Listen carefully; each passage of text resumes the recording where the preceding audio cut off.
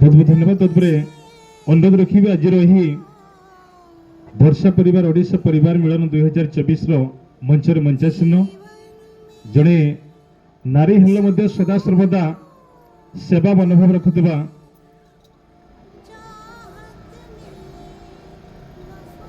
मालती madam को निवेदन रखिए निश्चित भाव में से ये भरोसा परिवार मुख्य विधानी कहले अतिरिक्त मैडम गोटे जोरदार कर देवा एवं अनुरोध रखिए मालती मैडम को से समस्त उद्देश्य अभिभाषण रखिए। समस्त को मो जय जगन्नाथ। भरोसा परिवार कहले मु भी जान नी तो मु आज मो निज कहानी मु आज समस्त आगे कहवाक जाऊँगी। भरोसा मो माँ मौल बिकिकी मत 1200 टଙ୍କା देइथिला। सेतेबेले मु नहीं जाइथिली हमर बापार दरकार है 4टा ब्लड सी दलाल मैंने कहले जे ना तुम 4000 टଙ୍କା जदि देव गोटे ब्लड मिल तो से मु 4000 टଙ୍କା तो ना एमती या पाक गले ता गोड़ धरले सी कहे ना एतकी पैसा दियो सी कहले कहे ना एतकी पैसा दियो तो से मु सोना चांदा बिक्री करी मो बापा को 4टा ब्लड देकी मो बापा को बंचई।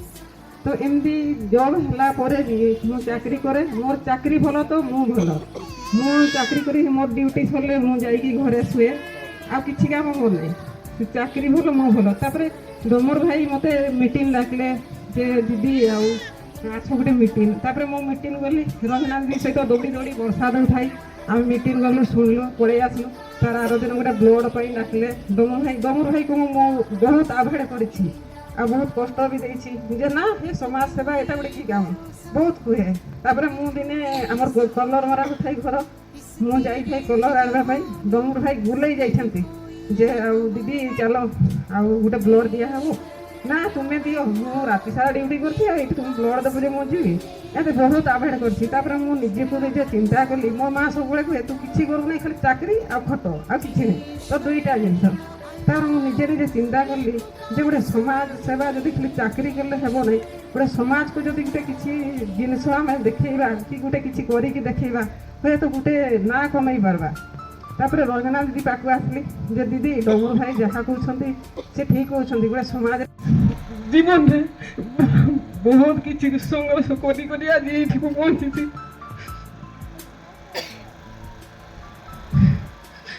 प्रत्येक खेल कांदे किंतु ए भरोसा परिवार को आसला दिन पाखर मुझे कांदा छाड़ी दे बर्तमान मालती दीदी कथा आप शुणिले से मालती दीदी पाखर प्रसंग आरंभ कर लुहरे मोर लुह आसी जाइथिला किंतु साधारण गतानुगतिक चिंता जो सी भाई नाई बोली भांगी पड़ुंट किंतु आम हिंदू शास्त्र रे कह यह ध्रुव सत्य हिंदू शास्त्र जहाँ अच्छी ता संपूर्ण सत्य से आम ये नदी को पुण्य तो यह बैतरणी कहूँ जहाँ गंगा 12 वर्षर बड़ से हिंदू शास्त्र मतर अच्छी जो मानकर पुओ हुअंती से मानकर ऋण थाए पितृ ऋण बाकी थाए से मानकर पुओ जो मानकर पुओ नहीं से लोक अति धार्मिक लोक और तार पितृ ऋण न थाए सीधा सी वैकुंठ को जाए और परमात्मा को लाभ करे। एणु आपण से जड़े योग्य बापर झील से नहीं गर्व करवा उचित।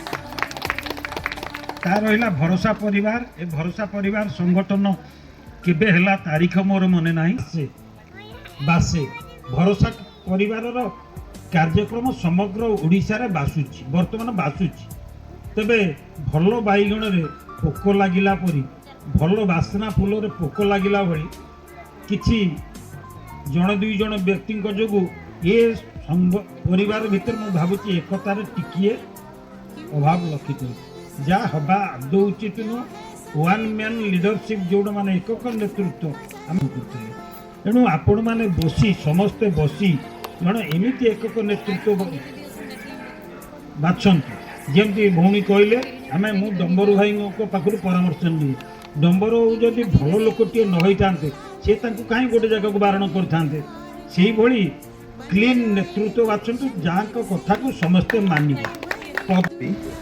मोजी प्रताप कुमार राय घर भुवनेश्वर किंतु परमानेंटली एस्टाब्लिश जाजपुर रोड मो व्यक्तिगत परिचय हूँ मु टाटा स्टील काम करे कार्यरत अच्छी एवं अथवा 2-3टा कॉलेज रो मेंटर अच्छी ये मोर परिचय। द्वितीय परिचय हूँ भरोसा परिवार आजीवन सदस्य। आज मुख्य जो विषय थी बंधु मिलन तार जो मुख्य जदि आम खोजा बंधु मिलन कौन पर रिक्वायरमेंट हुए बंधु मिलन रिक्वायरमेंट ये हुए जेहेतु आम गोटे प्लाटफर्म खोजीचे समस्ते एकाठी जे आम सेवाई आम जीवन दवा तेणु सेवा कार्य करने पूर्व निश्चित रूपे चाहिए सेवा कार्य को बहु मात्रा करने को हेले सब प्रकार सहयोग आवश्यकता अच्छी। तो आज एक खुशी दिन जोटा कि आमर राज्य स्तरीय भरोसा परिवार बंधु मिलन एवं राज्य कार्यकारिणी बैठक तो विभिन्न प्रांतर आसीथिबा समस्त देवतुल्य सदस्य एवं सदस्य को हार्दिक अभिनंदन एवं मंचरे आमर उपस्थित थिबा आमर उपदेष्टा नंद सार एवं राय सार एवं आमर सभानेत्री मालती दीदी एवं केन्दुझर जिला सभापति जन्मजय सिंह भाई समस्त को हृदय आंतरिक अभिनंदन। जा हो ये गोटे आमर बहुत दिन आशा एवं आमे समस्ते केमती गोटे जगार उपस्थित रही समस्त सहित परिचय आदान प्रदान हम एवं समस्ते समस्त सहित गोटे चिन्ह परिचय हम से आम ये जो कार्यक्रम थिला ताको आमे परिकल्पना करथिलु। तो बहुत खुशी लगुच जे बहु संख्यार आमर आखपाखर सदस्य सदस्य एवं सुदूर जाजपुर आमर सदस्य सदस्य आसचंती दुखर संसार जे गढ़ी शिखी सुख थुआ जे दुखर अनुभव न करि पारिछि से अन्य को दुखी कथा बुझी पारे नहीं जड़े साहित्यिक ही पारे नहीं जड़े कलाकार ही पारे नहीं। तो आज मु जड़े समाज रे निजको निर्भीक बोली भावे भय रखे नहीं कहीं मु भी चेष्टा करथली जड़े अर्जुन होगा पाई पिला बेलू बहुत दुष्ट थिली एवं निर्यातित होगी मो लाइफ तैयारी करछि। दुख एक मोर जलखिया खाद्य सदृश थिला अनेक प्रश्न सृष्टि होतिला गरीब ब्राह्मण बापा सहित बुली बुली मुझे शास्त्र बहुत किसी जानीगली पुराण शास्त्र जानीगली। गरीब बापा मत पाठ पढ़ाई ज्योतिष कहते बड़ हेले जो महाज्ञानी हम 30 वर्ष जदि घाटी रहा ना 30 वर्ष शेष ये कथा मुझे शुई कानर बाजी तेणु सी से भावना मत सांस्कृटोल ना लिखिदे सांस्कृटोल प्रथम प्रथम मत भल लगिलानी कहीं मो पाखे अनुभव थिला भगवान दान 16 प्रकार कला 64 प्रकार गुण ताको प्रकाश करने मंच खोजुली किंतु छोट छुआ सहारा ना तेणु मन भीतर से सांस्कृत भंगा गला घरे पाठ पढ़ा को मन मिलला ना कहीं मो स्वप्न आउ गोटे बेच पहुँचली हाईस्कल पढ़ु पढ़ु आउ थे संस्कृत पढ़ा इच्छा है तेणु संस्कृत परीक्षा देली ओडिशा रे बेस्ट रैंक पाइली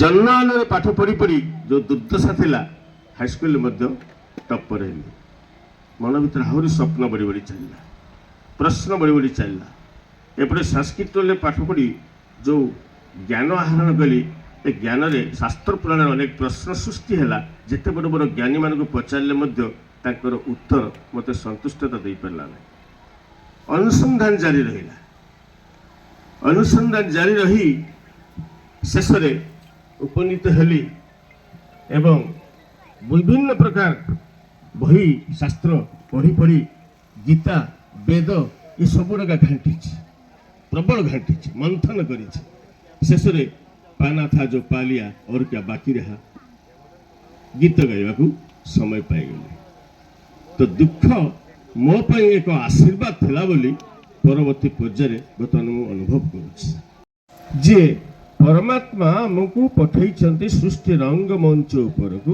କାହିଁକି କଣ ବୋଲି ପଛରେ ସମସ୍ତେ ଧାଇଥାନ୍ତି କିନ୍ତୁ କାହିଁକି ପଛରେ କେହି ଧାରନ୍ତି ନାହିଁ ମୋ ଲକ୍ଷ୍ୟ ଥିଲା କାହିଁକି ତ କାହିଁକିର ଉତ୍ତର ମଧ୍ୟ ଯଥେଷ୍ଟ ସନ୍ତୋଷଜନକ ଭାବରେ ପାଇଛି ଯାହା ବି ହଉ ସମୟ କମ୍ ଯାହା ହଉ दिन थिला उड़ा यात्रा होता यही समय प्रत्येक अनुष्ठान में थाए उड़ा यात्रा अनुष्ठान थी राति पूरा थाकी पेट धला सार्ट पिंधिक गोटे ग्रुप हनुमान पाखे देखाला एवं मत नमस्कार कले सम्मान देले कारण नेशनल टीवी में से काम कर सम्मान देले एवं स्वागत कले ଆପଣ ମାନେ କିଏ କାହିଁକି ମୋତେ କହୁଛନ୍ତି ଆମେ ହେଉଛୁ ଭରସା ପରିବାର ଆଚ୍ଛା ମୁଁ ଟିକେ ଟିକେ ସେତେବେଳେ ନୂଆ ନୂଆ ନାଁଟା ଶୁଣିଥିଲି ଏ ଗ୍ରୁପକୁ କେଉଁଠି ସ୍ୱେଚ୍ଛାସେବୀ ସାର୍ କାର୍ଯ୍ୟକ୍ରମ ଦେଖୁଥିଲି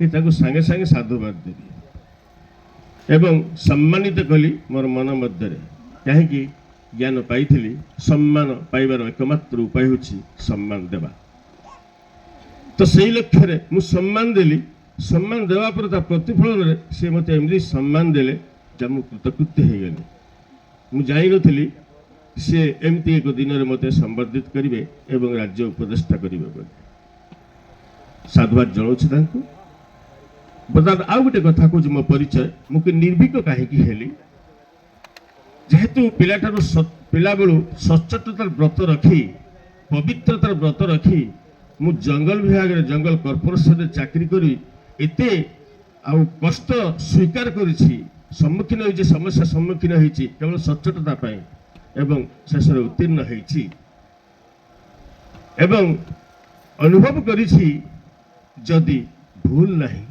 तेबे भय नहीं द्वितीय कथा भगवान के शरणापन्न होगिरी मु भय छाड़ी देछि एवं वर्तमान मु संपूर्ण भाव फील करुछि मु भूल करू नहीं भय करी कहीं मो पाखे बर्तन सदा सर्वदा से दीदींर पीयूषा कहला भाया सकल घटे नारायण समस्त शरीर में नारायण अच्छा भगवान अच्छा किंतु समस्ते छाती पिटिक कहीपर नहीं मो देहरे नारायण अच्छा भगवान अच्छा कहीं भगवान भली कर्तव्य से किंतु बर्तमान से दुखता मत आसी जब मु भय करू नहीं कहीं मो पाखे गोटे शब्द रही से शब्द हूँ भरोसा भरोसा कहला बेले सी कहले भरोसा कहला बेले भगवान भगवान कहला बेले भरोसा एटा 100% सत्य कथा कहते सी कहीं मनीष जहाँ भावु थाए भगवान ता भावु न थांती भगवान जहाँ भावु थांती सेई अनुपात अनुसार जो मनीषटी काम करुए तांकु ही कहा जाए अर्जुन एवं तांकु ही भगवान कही थांती कर्मण्य बाधिकारिस्तु मा फलेषु कदाचन जेहेतु तू मो निर्देश कर्म करुछु तो कर्म करी चल फल विषय केतबे चिंता करिवनी जे समस्त भगवान को जन जन अंश समस्त भगवान को जन जन अंश हाँ आमे जन जन आत्मा आमर श्रेष्ठ जे परम आत्मा भगवान तो निश्चित अंश किंतु सेतिकी डिफरेंस होछि कि भगवान को दुई प्रकार संतान थांती जन आस्तिक जन नास्तिक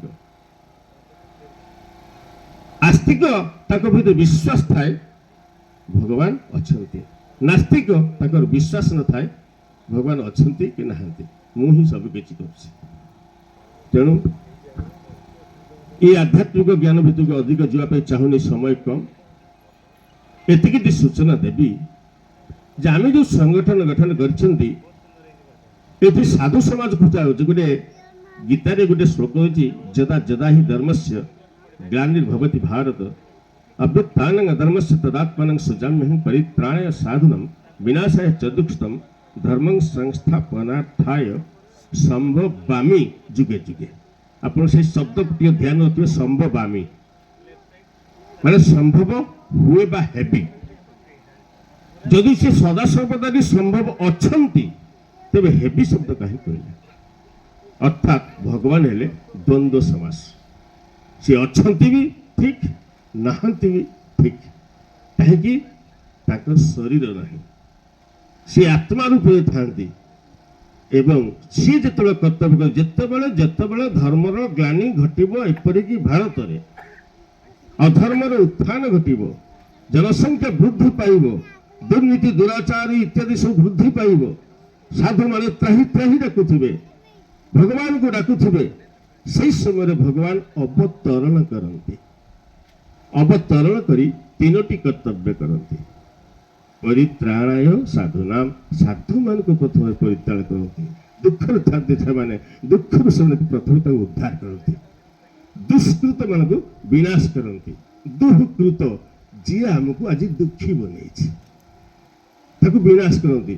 ତାପରେ ପ୍ରକୃତ ଧର୍ମ, ନୀତି, ନିୟମ, କର୍ତ୍ତବ୍ୟ, ଆଚରଣ, ଉଚ୍ଚାରଣ, ଜୀବନଚର୍ଯ୍ୟା ସେ ନିୟମ ଗୁଡାକ ଉପରେ ଉପସ୍ଥାପନ କରନ୍ତି। ଧର୍ମ ସଂସ୍ଥାପନା ତ ସିଏ କରନ୍ତି ନା କରାନ୍ତି, ଏତେ ମଧ୍ୟ ଦ୍ୱନ୍ଦ୍ୱ ରହୁଛି। ତେଣୁ ଗୋଟେ କଥା ଅଛି, କରି କରାଉ ଥାଏ ମୁହିଁ ମବିନୁ ଅନ୍ୟ ଗତି।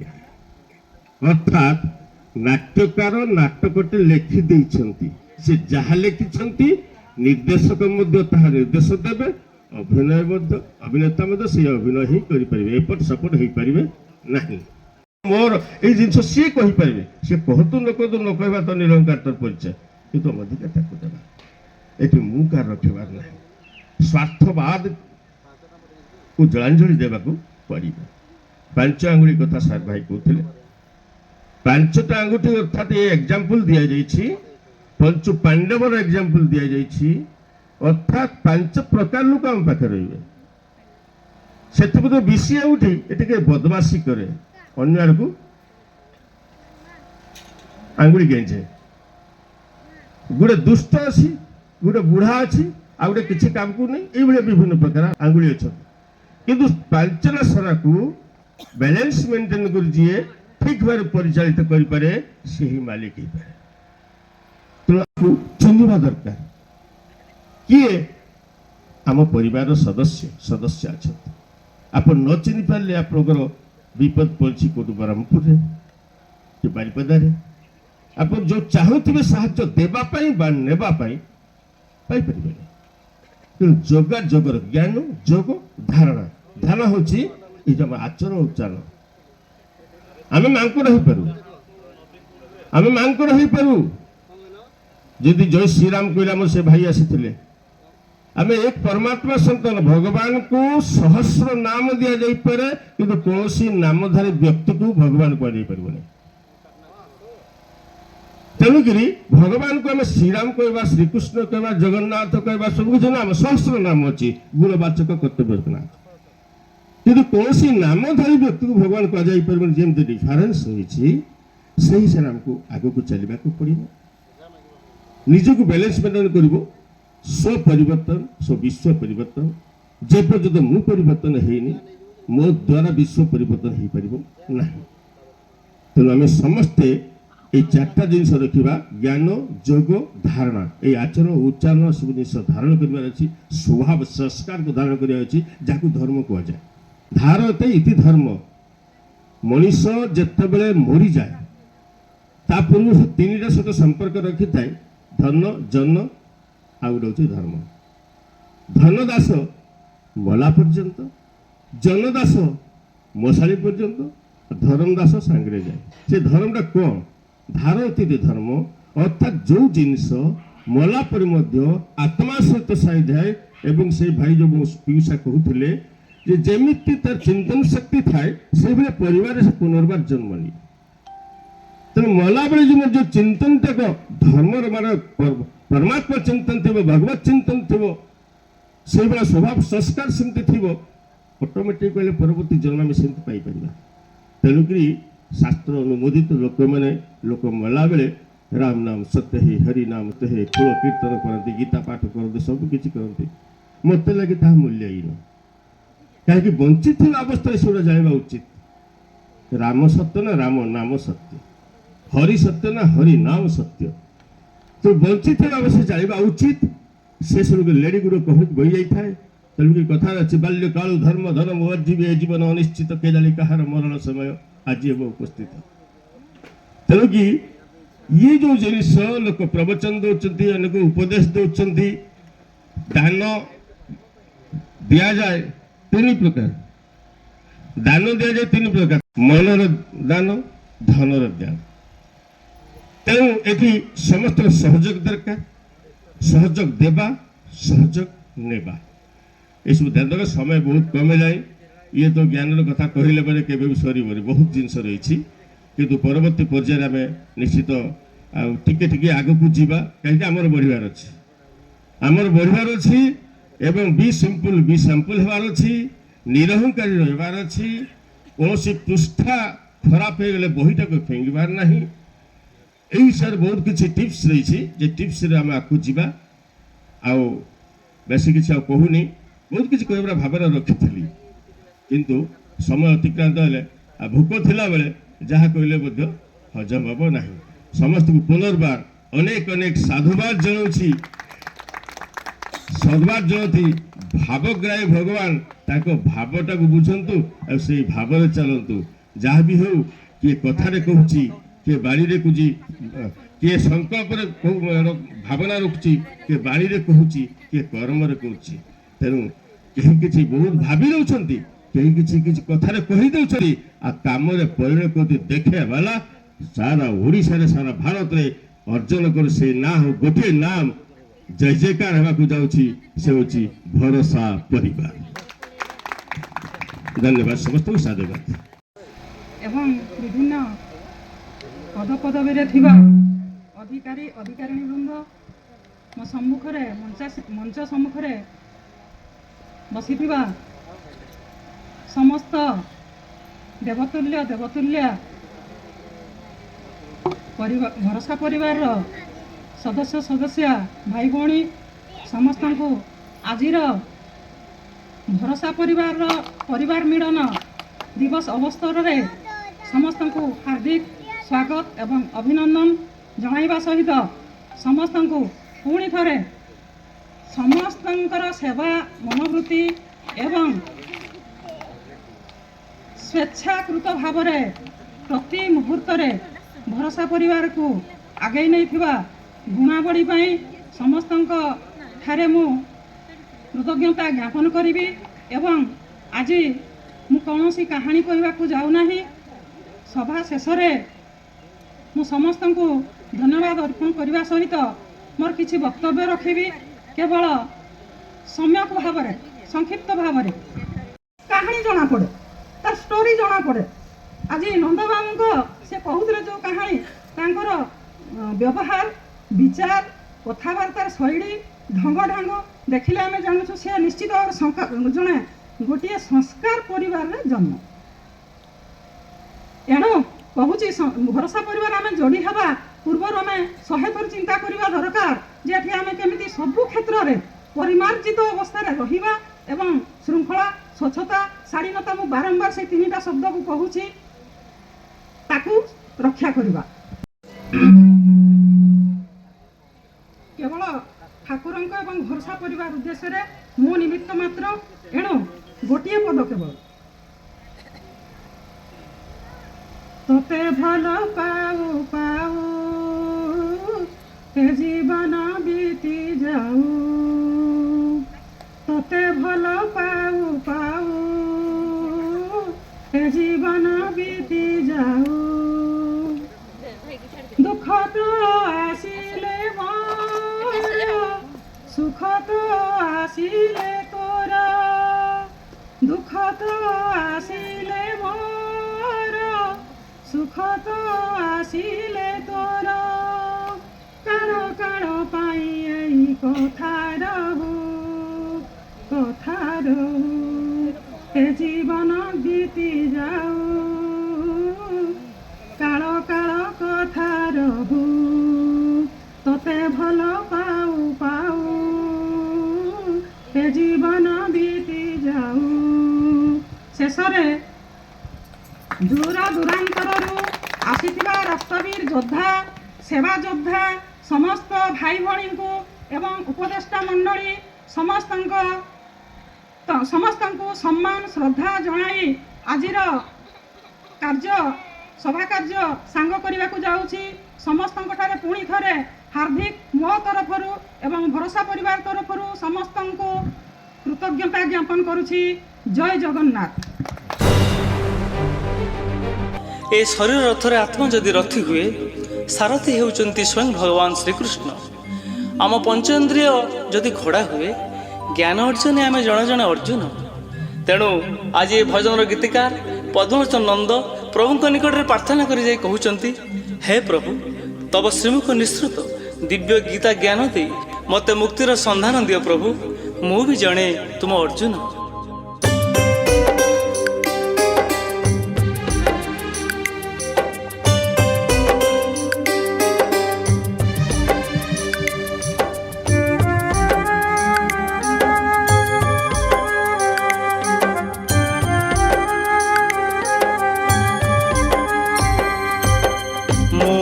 ଜଣେ ତୁମ ଅର୍ଜୁନ ସଖା, ମୁଁ ବି ଜଣେ ତୁମ ଅର୍ଜୁନ। ମୁଁ ବି ଜଣେ ତୁମ ଅର୍ଜୁନ ସଖା, ମୁଁ ବି ଜଣେ ତୁମ ଅର୍ଜୁନ। ଅର୍ଜନ କରନ୍ତି ଗୀତା ଜ୍ଞାନ ଧନ, ଶୁଣି ଶ୍ରୀମୁଖରୁ ଥରେ ଭଗବାନ। ଦିଅ ଥରେ ପ୍ରଭୁ ମୁକ୍ତିର ସନ୍ଧାନ, ପାଇଯାନ୍ତି ମୁଁ ସବୁ ସମାଧାନ। ଧନ୍ୟ ହୁଅନ୍ତା ଜୀବନ, ଧନ୍ୟ ହୁଅନ୍ତା ଜୀବନ। ମୁଁ ବି ଜଣେ ତୁମ ଅର୍ଜୁନ ସଖା, ମୁଁ ବି ଜଣେ ତୁମ ଅର୍ଜୁନ।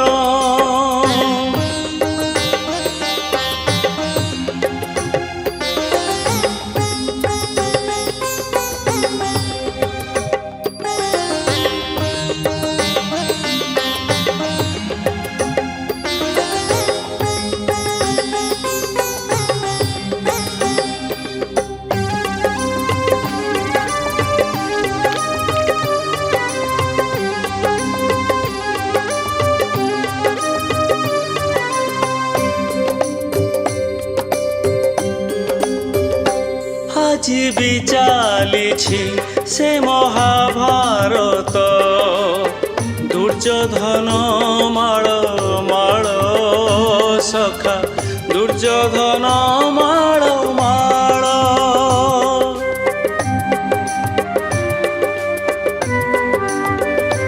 ଅଜ୍ଞାତବାସରେ ଲୁଚନ୍ତି ପାଣ୍ଡବ, ବିପରୀତ କଳି କାଳ ସଖା, ବିପରୀତ କଳି କାଳ।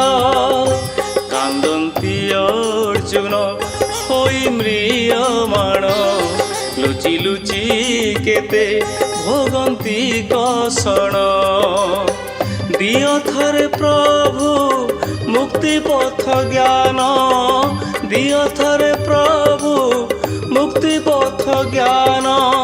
ଧନ୍ୟ ହୁଅନ୍ତା ଜୀବନ, ଧନ୍ୟ ହୁଅନ୍ତା ଜୀବନ। ମୁଁ ବି ଜଣେ ତୁମ ଅର୍ଜୁନ ସଖା, ମୁଁ ବି ଜଣେ ତୁମ ଅର୍ଜୁନ।